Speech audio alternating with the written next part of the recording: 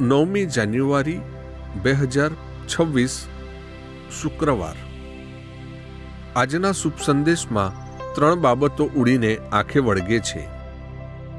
કોઢગ્રસ્ત માણસની અરજ કરીને ઈસુ પાસે સાજાપણું માગવાની રીત।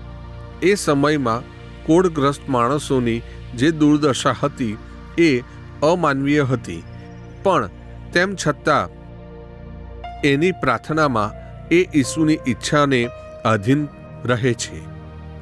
2. ઈસુની અસીમ કરુણા। ભૂલથી પણ સંપર્કમાં ન અવાય એ માટે જેને માનવ વસ્તીથી દૂર રહેવું પડતું એવા કોઢગ્રસ્ત માણસને ઈસુ સ્પર્શ કરીને સાજાપણું આપે છે।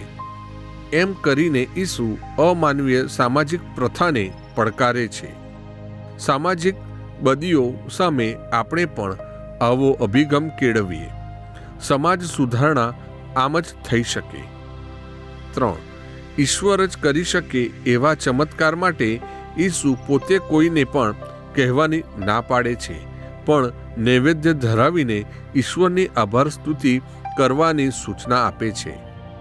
આ પાઠમાં આપણને ઈસુની દિવ્યતા સાથે તેમની અદ્ભુત માનવતાના પણ દર્શન થાય છે। પ્રસ્તુત કરતા અમૃતધારા Don Bosco animation centre, Kapadvanj.